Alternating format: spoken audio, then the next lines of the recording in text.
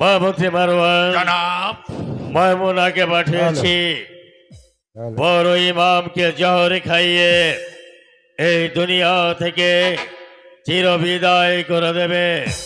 হ্যাঁ জনাব, কিন্তু মাইমুনা এখনো আসছে না কেন? কাজ হাসিল করেই ফিরে আসছে। হুজুর এই যে মাইমুনা এসে পড়ছে। আমি এসেছি। সালাম সালাম সালাম, এসো এসো এসো মাইমুনা। হুজুর, এবার আমার বকশিসটা দিয়ে দিন।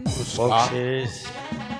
তাহলে বড় ইমাম আপনারা যা কইছিলেন আমি কথা মতো ওই বড় ইমাম রে একেবারে বিষ খাওয়া শেষ করে দিছি। তাহলে বড় ইমাম এই দুনিয়া থেকে চিরবিদায় নিয়ে চলে গেছে। হ্যাঁ, একবারে সারা।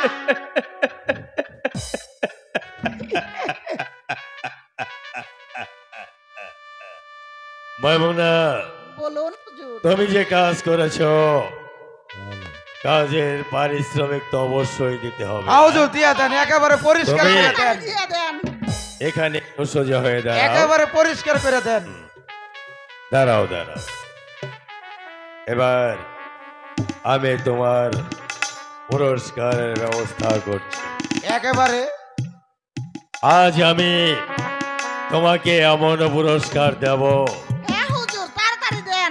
আমার দেয়া পুরস্কার দেখে আমার রাজ্যের প্রজা সাধারণ সবাই আতঙ্কিত হবে।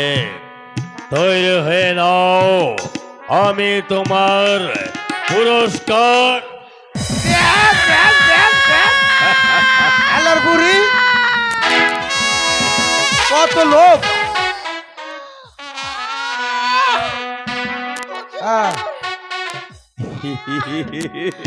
আমাকে বাঁচতে দিন না হুজুর। কিন্তু আল্লাহর বুড়ি ওর রক্ত ভরছে। আল্লাহর বুড়ির পচা রক্ত। আপনি পাবেন। এই বুড়ি দা, আল্লাহর বুড়ি অর্থলোভী বুড়ির পুরস্কার।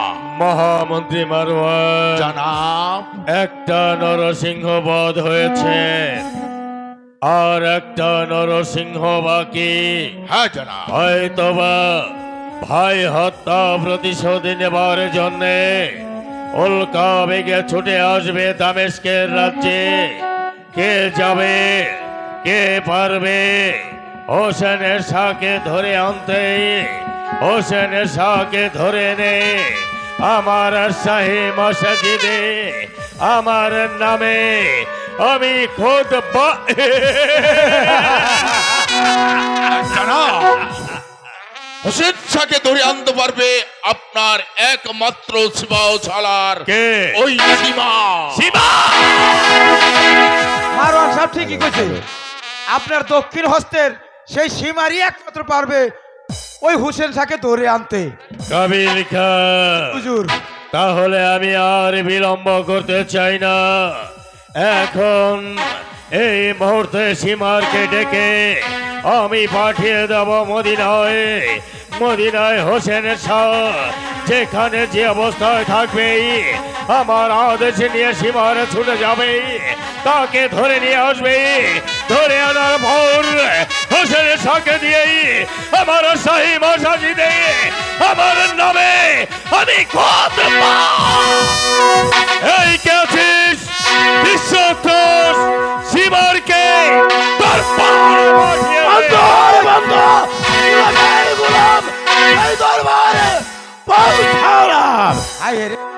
সীমার আমি তোমাকে আদেশ দেব, আমার আদেশ নিয়ে ছুটে যাবে মদিনায়। মদিনায় গিয়ে তন্ন তন্ন করে খুঁজবে, যেথায় পাবে হোসেনের শাহকেই। হোসেনের শাহকেই সসম্মানে আমার দরবারে হাজির করবে। আমি কি একটিবার জানতে পারি একমাত্র হোসেন সাহেবকে আপনার সেই দরবারে হাজির করলে আমার কি লাভ?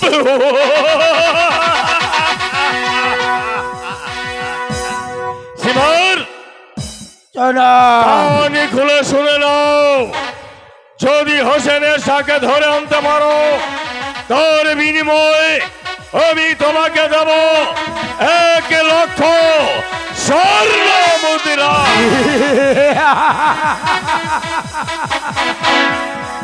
বেশ জনাব, আমি আপনারই কথা আমি অবনতকে মস্তকে পালন করব। আপনারই কথা মতো আমি এই মুহূর্তে চলে যাব মক্কা মদিনা, যেখানেই থাকুক না কেন হুসেন সাহেবকে আপনার সেই দরবারে হাজির করব। যাও।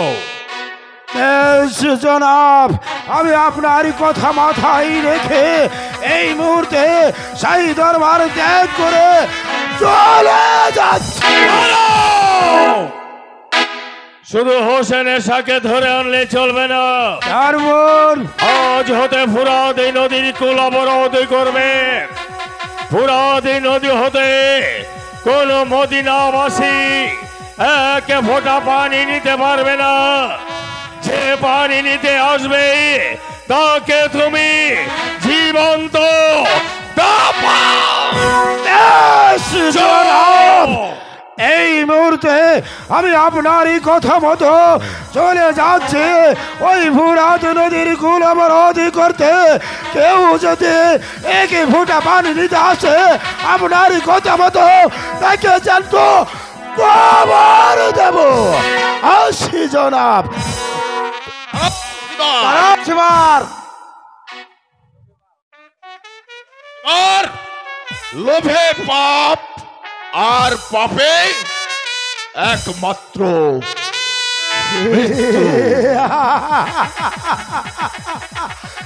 লোভে পাপ, পাপে মৃত্যু। তাই তো দুনিয়ায় বেঁচে থাকতে হলে টাকা পয়সার দরকার আছে। আমি শুধু চাই টাকা। জনাব,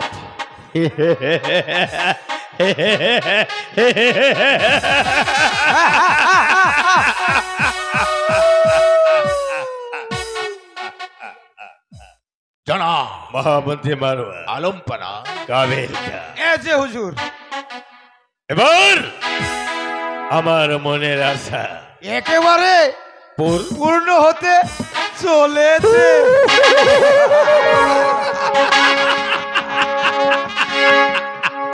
আপনার বিবি জয়নব আপনার কাছে এবার আমি শুধু চাই অপূর্ব সুন্দরী বিবি জয়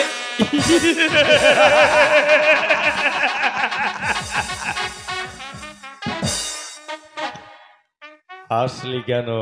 আনন্দে বিবি জয়নব আপনার কাছে আইতাছে। ও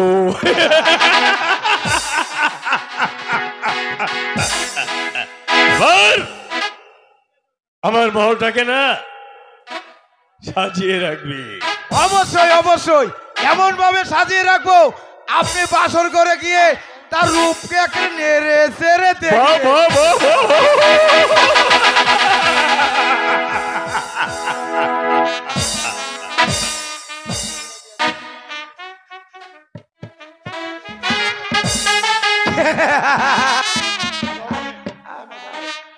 সম্রাট, আমি বললাম আর আপনি খুশিতে হেসে একেবারে গত। না সম্রাট, আপনি কোনোদিনই ওই বিবি জয়নবকে পাবেন না। এই কাবিল খা আলাপ করে বলতে পারে বিবি জয়নবকে আপনি কোনোদিনই পাবেন না।